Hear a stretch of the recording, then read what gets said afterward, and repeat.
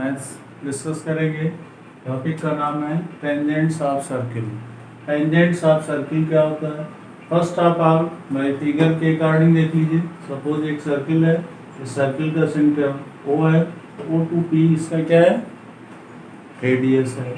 यहाँ से AP line, AQ line या AB लाइन सेगमेंट है जो पॉइंट ऑफ कांटेक्ट P पर है, इसी को हम टेंजेंट लाइन को बोलते हैं। तो कहने का मीन्स ये हो गया कि टेंजेंट लाइन का जो एक बेसिक कॉन्सेप्ट था वो आपके दिमाग में यहाँ से आ जाना चाहिए। अब यहाँ पर क्या टेंजेंट्स है? टेंजेंट्स ऑफ सर्किल सामान्य तौर पर इसकी डेफिनेशन क्या है, इस डेफिनेशन के विषय में हम बात करते हैं। तो now we take the point 1। Point 1 क्या कह रहा है हमारा? A tangent to a circle is a line. Tangent to a circle is a line, मतलब सर्किल का टेंजेंट क्या है? एक लाइन होता है दैट इंटरसेक्ट और टचेज द सर्किल, कि जो सर्किल को क्या करता है? टच कर रहा हो या फिर इंटरसेक्ट कर रहा हो। तो टच और intersect the circle eight only one point, केवल एक ही पॉइंट पर। कभी कभी होता है जैसे यहाँ से टच करके इधर इंटरसेक्ट कर दिया तो वो क्या हो जाएगा? अभी इससे पहले आपको बताए हैं कि मतलब वो क्या हो जाता है, उसका कार्ड हो जाता है। तो कहने का मतलब कि कार्ड और टेंजेंट में दोनों में डिफरेंस क्या है? इसमें सिंगल पॉइंट ऑफ कांटेक्ट होता है और पॉइंट ऑफ कांटेक्ट सिंगल होने के कारण इसका नाम टेंजेंट रख दिया गया। तो सेम कंडीशंस में एक बार फिर से रिवाइज कर लीजिए। A tangent to a circle is a line. Circle का टेंजेंट क्या है? एक लाइन होता है दैट इंटरसेक्ट्स, जो इंटरसेक्ट करता है, और touches the circle eight only one point, जो सर्किल को केवल और केवल एक ही बिंदु पर टच करता है। नेक्स्ट पॉइंट इसमें क्या कर रहे हैं? The common point of the tangent. Tangent का जो कॉमन पॉइंट होता है and the circle is called the point of contact. तो कहने का मतलब कि common point of the tangent and the circle is called the point of contact. कहने का मतलब कि टेंजेंट का जो कॉमन पॉइंट है जो सर्किल को टच कर रहा है उसी को हम क्या कहते हैं? पॉइंट ऑफ कांटेक्ट कहते हैं। ये अदर वर्ड्स में उसी एक ही चीज को बार बार डिफाइन कर रहा है। टेंजेंट का मतलब एक सीधा सा समझ लीजिए कि point of contact which touch और intersect the circle, that is called tangent. Tangent is a line which touch the circle point या point of contact. Same conditions में अगले पॉइंट पर हम बात करते हैं। इन ए सर्किल, सर्किल के केस में क्या होता है? There is only one tangent, मतलब किसी भी सर्किल का केवल और केवल एक ही टेंजेंट हो सकता है। ये circle can have maximum two parallel tangents, मतलब कि एक सर्किल में मैक्सिमम दो पैरेलल टेंजेंट्स हो सकते हैं। जैसे सपोज कीजिए कि आप यहाँ डाउन साइड में एक टेंजेंट ले लिए, एक अप साइड में ले लिए, तो ये दोनों टेंजेंट एक दूसरे के पैरेलल हो जाएंगे। अदरवाइज इधर आप टेंजेंट पॉइंट ले सकते हैं, इधर टेंजेंट ले सकते हैं, मतलब पॉइंट ऑफ कांटेक्ट एक ही होगा और वह पॉइंट ऑफ कांटेक्ट डिसाइड करेगा it is a tangent line other not, otherwise it is not a tangent line. तो सेम कंडीशंस में in a circle there is only one tangent. A circle can have maximum two parallel tangents which can be drawn to the opposite sides of the center, जो centre के opposite sides में होगा। कहने का मतलब centre आपका यहाँ वो है, आप डाउनवर्ड में देख रहे हैं फर्स्ट टेंजेंट, अगर इसके जस्ट अपोजिट साइड में आप देखेंगे तो अपवर्ड पॉइंट पर अपवर्ड पॉइंट ऑफ कांटेक्ट होगा, तो उससे एक दूसरा टेंजेंट बन सकता है। तो किसी भी सर्किल के केस में मैक्सिमम दो टेंजेंट पैरेलल लाइंस में बन सकते हैं। सेम सिचुएशन अगले पॉइंट ऑफ व्यू पर बात करते हैं। सेकंड पॉइंट हमारा कहता है the length of the segment, the tangent between the given point and the point of contact is called the length of tangent from the given point. मतलब किसी दिए हुए बिंदु पर ये बात कर रहे हैं, टेंजेंट को वेरीफाई कराना चाह रहे हैं। तो the length of the segment, the length of the segment, segment का मतलब कि like as a line segment, like as a piece of line, तो उसी सेगमेंट से रिलेशन ले रहा है। तो the length of the segment of the tangent, tangent का सेगमेंट मतलब टेंजेंट का half parts between the given point, जो किसी दिए हुए बिंदु पर हो, and the point of contact, और वह पॉइंट क्या हो, पॉइंट ऑफ कांटेक्ट हो, is called the length of tangent. तो उसे हम क्या कहेंगे, लेंथ ऑफ टेंजेंट कहेंगे फ्रॉम द गिवन पॉइंट। मतलब कि ये इस थ्योरम विशेष पर स्टेटमेंट कर रहे हैं। अब इस स्टेटमेंट को हमें वेरीफाई करना है। कहने का मतलब इनका एक सीधा सा है कि ये पॉइंट ऑफ कांटेक्ट P है और ये टेंजेंट लाइन AB का कोई लाइन सेगमेंट है, या हमें कह सकते हैं सेगमेंट ऑफ टेंजेंट है। तो सेगमेंट ऑफ टेंजेंट है तो क्या ये सेंटर O से टच करता है, यही इनका कहने का सेंस है। अब उसी को थर्ड स्टेटमेंट में हमने दिया, the tangent of any point, the tangent of any point of a circle is perpendicular to the radius through the point of contact means OP is perpendicular on AB। मतलब उसी को other statement में theorems क्या कहती है कि suppose कीजिए मैं मान लेता हूं AB is the tangent line and PB is the line segment या सेगमेंट ऑफ टेंजेंट। तो ऐसी कंडीशंस में OP का इससे क्या रिलेशंस होगा, या आप इसको प्रूव कर दीजिए OP is perpendicular on AB। तो OP क्या होगा, AB पर परपेंडिकुलर होगा, ये स्टेटमेंट है। अब इसको देखिए कैसे प्रूव करते हैं। प्रूव करने के केस में हमने कहा here Q is a point, here की Q is a point on the tangent AB। हम यहाँ मान लेते हैं कि हमारा ये टेंजेंट AB है और इस पर Q एक पॉइंट है, ठीक है। Other than the point of contact P, इसके अलावा दूसरा पॉइंट P जो है इस पर ये कौन सा पॉइंट है, पॉइंट ऑफ कांटेक्ट है। सो Q lies outside the circle, इसलिए Q स्वाभाविक सी बात है कि कहाँ होगा, आउटसाइड द सर्किल होगा। तो let QO intersect the circle, जिससे ये पता लगता है कि QO का मतलब फ्रॉम सेंटर टू Q, ये डिस्टेंस जो होगी, तो let OQ intersect the circle, मतलब OQ क्या कर रहा होगा, सर्किल को इंटरसेक्ट करेगा। किस पॉइंट पर, एट R, जो आपको फिगर में यहाँ दिख रहा है। यहाँ से OQ लाइन किसको इंटरसेक्ट कर रही है, सर्किल को। किस पॉइंट पर, R पॉइंट पर इंटरसेक्ट कर रही है। So that OP is equal to OR। अब हम यहाँ से कह सकते हैं कि OP is equal to OR, दोनों क्या है, radii of the same circle. यहाँ रेडियाई ऑफ सेम सर्किल हमने शो कर दिया। Now OQ is equal to OR plus RQ। तो अब यहाँ से एक राइट एंगल ट्रायंगल बनता हुआ दिख रहा है। तो यहाँ से हम क्या कर सकते हैं, OQ इज इक्वल टू क्या कर सकते हैं, OR प्लस RQ। तो OR प्लस RQ कहने का मतलब जो ये रेडियस वाला पॉइंट जनरेट कर रहे हैं, तो ये OR तो हमारा रेडियस हो गया और यहाँ से RQ डिस्टेंस एक्सेस है, तो हम उसको किसके इक्वल कर लें, OQ के इक्वल कर लें। मतलब OQ को डिफाइन करना चाह रहे हैं, तो OQ is equal to OR plus RQ। That implies, इनसे क्या कंडीशंस होगी कि OQ is greater than OR। OQ किससे बड़ा है, OR से बड़ा है, जो फिगर में ही दिख रहा है। That implies OQ is greater then OP। इससे पता चलता है कि OQ क्या है, OP से बड़ा है।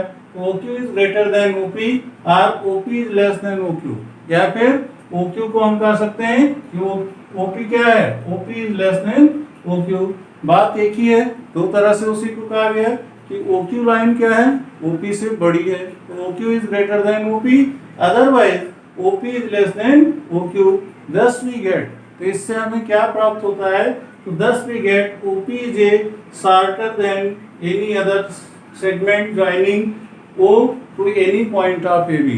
कहने का मीन्स ये हो गया कि OP is a shorter line segment। तो OP क्या हो जाएगा, एक शॉर्टर लाइन सेगमेंट होगा than any other segment joining O to any point of AB, जो O बिंदु से जुड़ता है AB लाइन पर किसी और से जुड़ेगा। मतलब कि AB लाइन सेगमेंट जो हमारा है, जो टेंजेंट है, उस टेंजेंट पर O से अन्य कोई भी पॉइंट ज्वाइन होगा तो क्या होगा, OQ से छोटा होगा। यही इनका कहने का मीन्स है।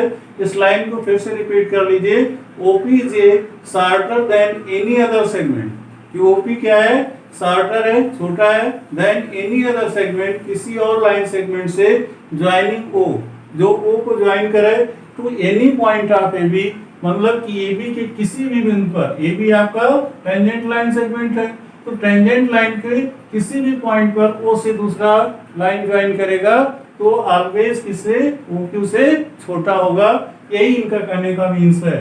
ठीक है, आल्सो वी नो दैट, इसलिए हम इससे समझ जाते हैं कि the shortest distance between A point and A line is perpendicular distance from the point two the line. इससे क्या पता लगता है कि शॉर्टर डिस्टेंस जो होगी ये टेंजेंट लाइन सेगमेंट का या टेंजेंट सेगमेंट का क्या हो सकता है, परपेंडिकुलर हो सकता है। एक बार इस लाइन को फिर से रिपीट करें, आल्सो वी नो दैट, इससे हमें समझ में आ जाता है द शॉर्टेस्ट डिस्टेंस, कि शॉर्टेस्ट डिस्टेंस मतलब वह न्यूनतम दूरी between A point and A line, जो पॉइंट और लाइन के बीच में है, इज परपेंडिकुलर डिस्टेंस, वह क्या हो सकती है, परपेंडिकुलर डिस्टेंस हो सकती है from the point two the line, जो पॉइंट और उस लाइन सेगमेंट के बीच में है या टेंजेंट लाइन सेगमेंट के बीच में है। सो OP is perpendicular on AB, इससे पता चल जाता है कि OP क्या है, वो AB पर परपेंडिकुलर है, तो OP is perpendicular on AB। यही चीज हमें प्रूव करना था जो हमने स्टेटमेंट में दिया था। तो कहने का मीन्स एक सीधा सा है, टेंजेंट लाइन क्या हो सकती है, पॉइंट ऑफ कांटेक्ट से जुड़ी लाइन हो सकती है, किसी भी सर्किल में एक ही टेंजेंट लाइन बन सकती है, maximum 2 tangent line parallel lines के थ्रू बन सकती हैं जो सेंटर के अपोजिट डायरेक्शंस में होंगी। तो सेम कंडीशंस में ये तो हमारी थ्योरेटिकल चीजें थी, ये प्रूफ हो गई, टेंजेंट थ्योरम्स प्रूफ हो गई। अब यहाँ पर बात यह है कि इस चीज को प्रैक्टिस में लाने के लिए हमें इस पर न्यूमेरिकल की जरूरत है। बिना न्यूमेरिकल के हम इस थ्योरम को बहुत अच्छी तरह से नहीं समझ सकते, क्योंकि एक ही बात को प्रूव करने के लिए एटलीस्ट लॉजिक और लॉजिक हम देते रहेंगे और अपने स्टेटमेंट को ट्रू कर देंगे। तो सेम कंडीशंस में एग्जांपल्स लेते हैं।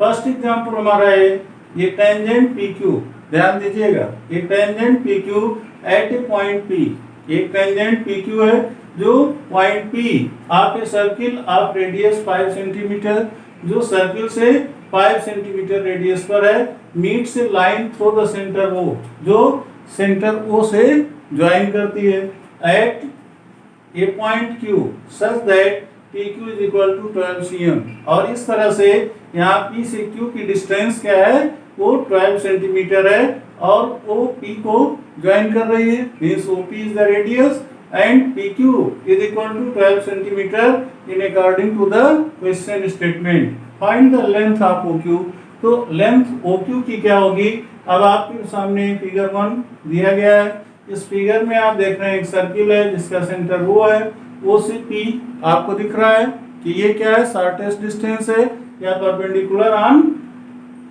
PQ कह सकते हैं। तो परपेंडिकुलर ऑन PQ इसलिए हो सकता है क्योंकि ये परपेंडिकुलर पॉइंट जो है, पॉइंट ऑफ कांटेक्ट P के थ्रू PQ एक टेंजेंट लाइन सेगमेंट होगा। अब टेंजेंट लाइन सेगमेंट के अकॉर्डिंग जैसा क्वेश्चन कर रहा है, तो यहाँ से PQ की डिस्टेंस 12 सेंटीमीटर है और OP is equal to 5 centimetre है।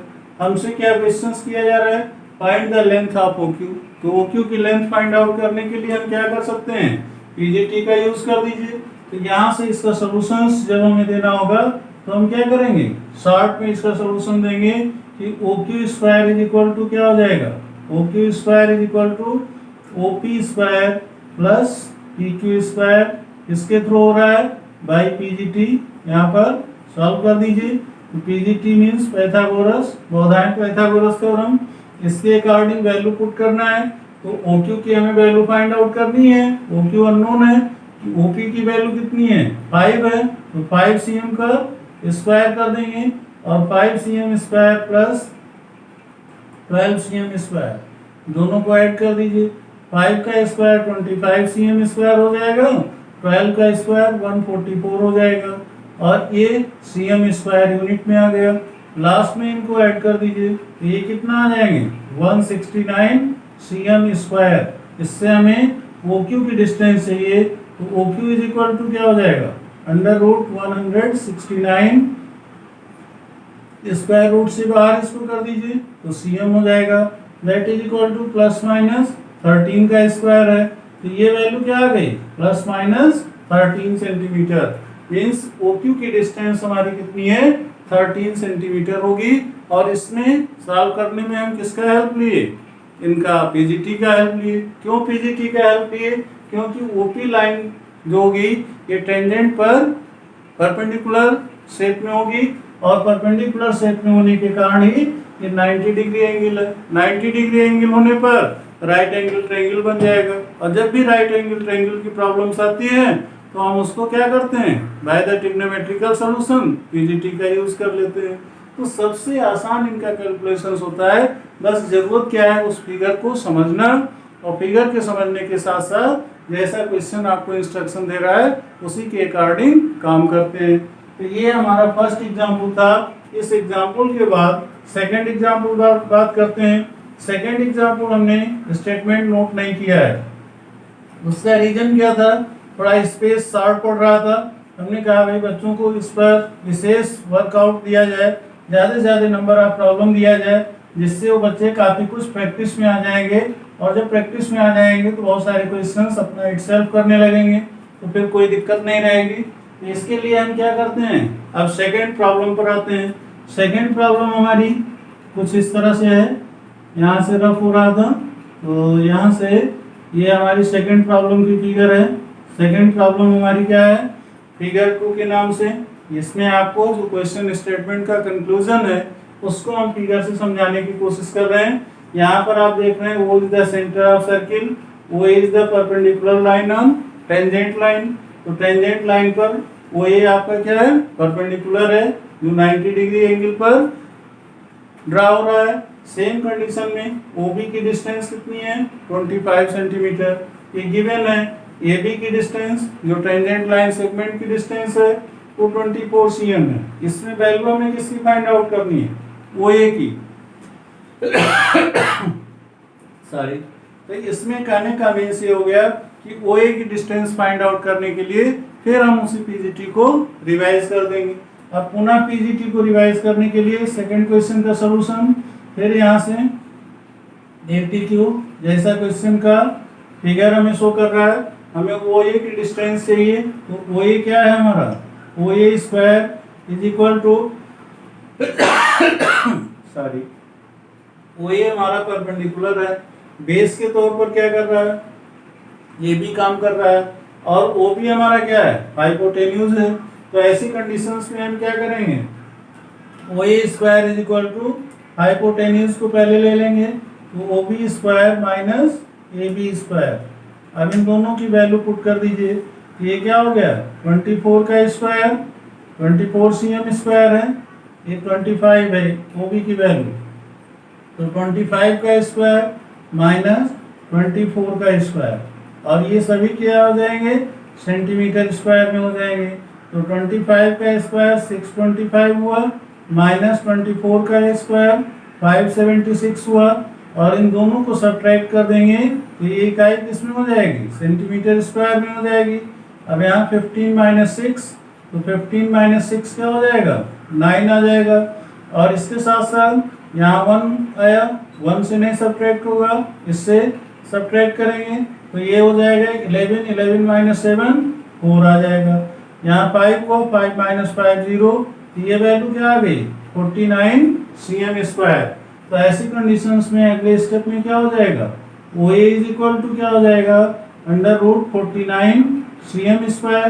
तो under root 49 cm square, square root से बाहर रखेंगे तो cm यूनिटी रखेंगे और इसका स्क्वायर रूट क्या आ जाएगा प्लस माइनस 7 सेंटीमीटर। ये वैल्यू क्या आ गई plus minus 7 centimetre. It means कि OA की वैल्यू क्या आ गई 7 सेंटीमीटर।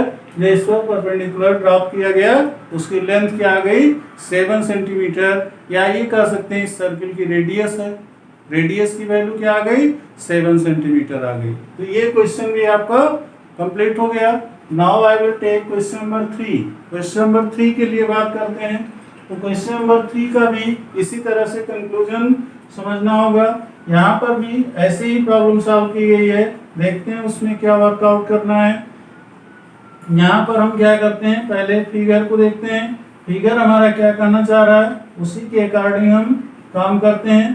तो यहाँ पर थर्ड फिगर हमारा कह रहा है मीन्स एक सर्किल है जिसका सेंटर वो है, O से Q की डिस्टेंस हमें फाइंड आउट करनी है क्योंकि OQ is equal to question mark. इसके साथ साथ पी क्यू जो टेंजेंट लाइन सेगमेंट है उसकी भी डिस्टेंस फाइंड आउट करनी है। हमारे पास दो चीजें दी गई हैं, एक तो OP means radius of the circle 6 centimetre है और पी क्यू की डिस्टेंस नहीं मालूम है, एंगल ओ क्यू पी की वैल्यू दी गई है। तो गिवन पॉइंट में हम एज इट इज इसको ए टी क्यू में ले लेते हैं। तो in according to the question, ये थर्ड क्वेश्चन का सोल्यूशन है कि angle O Q P, angle O Q P is equal to 60 degree, ये चीज हमें गिवन में है। और इसके साथ साथ क्या गिवन है, OP is equal to 6 cm। ये दो चीजें हमारे पास हैं। अब हमें फाइंड आउट क्या करना है, फर्स्ट टाइम OQ को फाइंड आउट करना है। तो OQ इज इक्वल टू क्या हो सकता है, आप साइन का रेशियो समझते हैं कि sine theta is equal to क्या होता है, sine theta is equal to perpendicular upon hypotenuse. और OQ क्या है हमारा, इस राइट एंगल ट्रायंगल के अकॉर्डिंग ये OQ हाइपोटेन्यूज का काम कर रहा है। तो हाइपोटेन्यूज इज इक्वल टू क्या हो जाएगा, यहाँ से ये वैल्यू क्या हो जाएगी परपेंडिकुलर, तो परपेंडिकुलर यहाँ पर OP हो गया और into sine theta, sine theta mean sine 60 degree. अब यहाँ से आप ये वैल्यूज तो क्लियर हो गई होगी कि चाहे हम ऐसा लिखें sine 60 degree is equal to OP upon OQ, या OQ इज इक्वल टू क्या हो जाएगा, तो OQ इज इक्वल टू क्या हो जाएगा, उसकी वैल्यू पुट कर देंगे। अगर आपको यहाँ से डाउटफुल हो रहा हो तो आप इसको इस बेस में समझने की कोशिश कीजिए कि sine 60 degree is equal to perpendicular upon hypotenuse. Perpendicular हमारा OP है और हाइपोटेन्यूज क्या है, OQ है। अब OQ की वैल्यू हमें फाइंड आउट करनी है, तो अपॉन 1 करके इसको क्रॉस मल्टीपल कर लीजिए। तो OQ इज इक्वल टू क्या हो गया, OQ इज इक्वल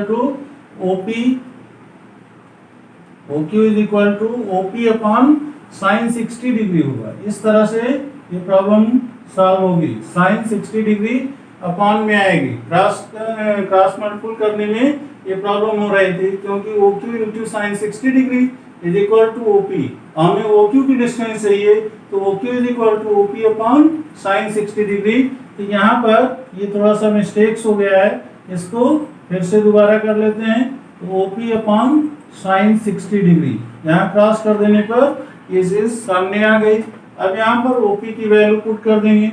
OP की वैल्यू क्या है 6 सेंटीमीटर अपॉन साइन 60 की वैल्यू, साइन 60 की वैल्यू √3/2 होती है। तो यहाँ पर क्या वैल्यू रख देंगे √3/2। इनको रेशनलाइज करने के लिए क्या करेंगे, √3/2 का ऊपर नीचे मल्टीप्लाई कर देंगे।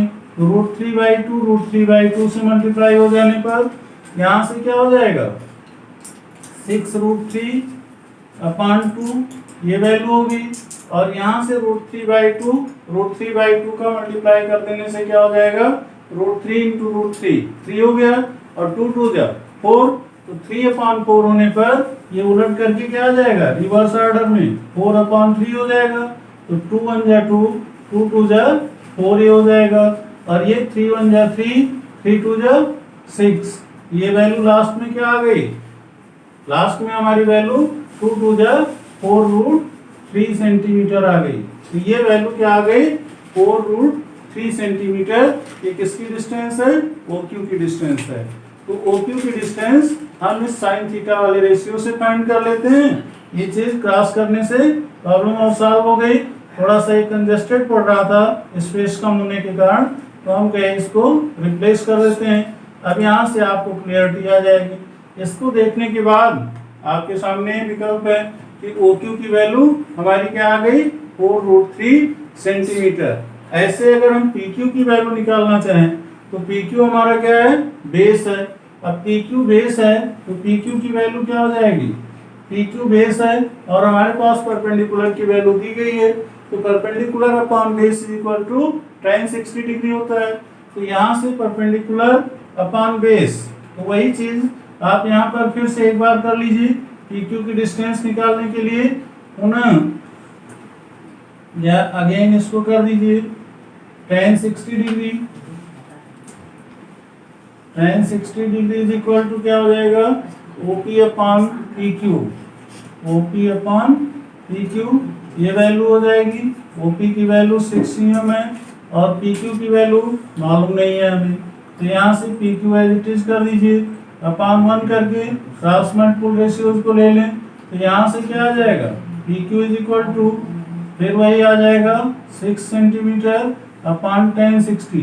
1060 की वैल्यू मालूम होगा √3 है, इसको भी रेशनलाइज कर लीजिए तो √3 अपान √3 से ऊपर नीचे गुणा कर देंगे, ये हो जाएगा 6√3 cm और नीचे की वैल्यू क्या आ जाएगी, 3 आ जाएगी तो 3 से डिवाइड कर देंगे, 3 2 जा 6, तो ये वैल्यू क्या आ गई 2√3 सेंटीमीटर।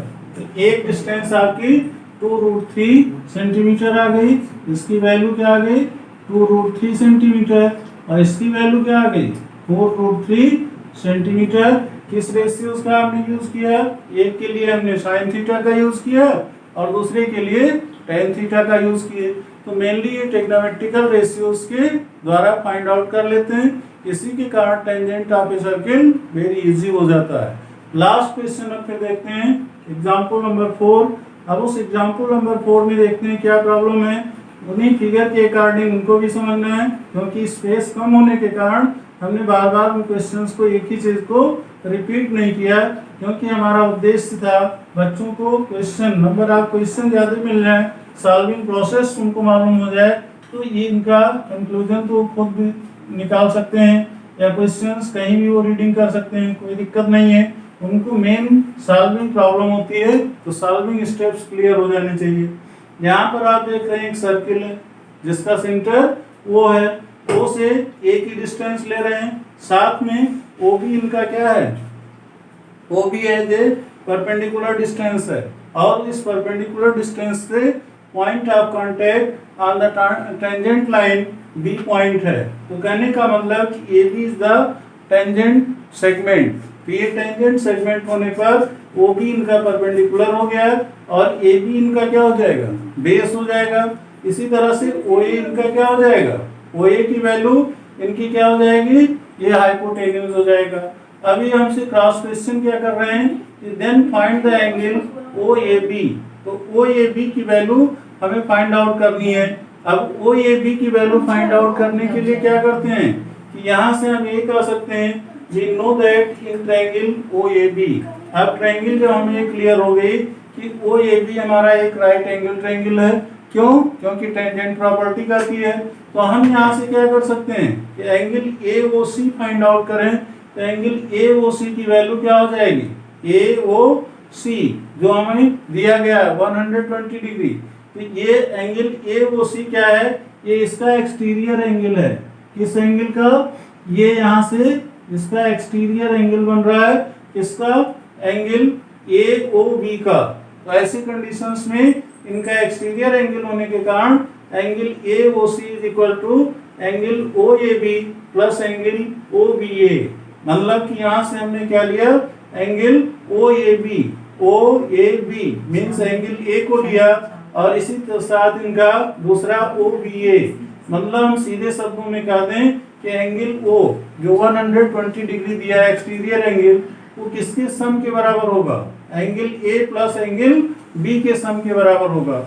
यहाँ हम वैल्यू पुट कर देते हैं, ए ओ सी का मतलब एक्सटीरियर एंगल की वैल्यू 120 डिग्री है, ओ ए बी की वैल्यू हमें पता करना है, तो angle A O A B is equal to 120 degree minus 90 degree that is equal to 30 degree हो जाएगा। किस थ्योरम्स के आधार पर की, जो क्लास 7th 8th में आप पढ़ के आए हैं, exterior angle is equal to sum of opposite angles, exterior angle is equal to sum of opposite angles. उसी फीचर्स को हम यहाँ पर लागू किए और उसके अकॉर्डिंग हमें एंगल ओ ए बी की वैल्यू फाइंड आउट हो गई जो 30 डिग्री है। तो इस तरह से देखा आपने, जो आज का टॉपिक था हमारा टेंजेंट्स ऑफ सर्किल, तो टेंजेंट्स ऑफ सर्किल काफ़ी इंटरेस्टिंग टॉपिक भी है और साथ में इसमें आपके बोर्ड के क्वेश्चंस भी होते हैं, कॉम्पिटिशन्स तो बहुत ज़्यादा क्वेश्चंस पूछे जाते हैं, तो इनके साथ साथ आपकी इनकी प्रिपरेशंस बहुत अच्छे ढंग से होनी चाहिए, कॉन्सेप्ट इसका क्लियर होना चाहिए और इसके साथ साथ जो अगला वीडियो होगा उस पर भी टेंजेंट थ्योरम्स ही रहेगी, साथ में उसके कुछ विशेष अप्रोचेज रहेंगे और उन अप्रोचेज के साथ साथ हम अगले वीडियो में फिर से मिलते हैं। तब तक के लिए धन्यवाद।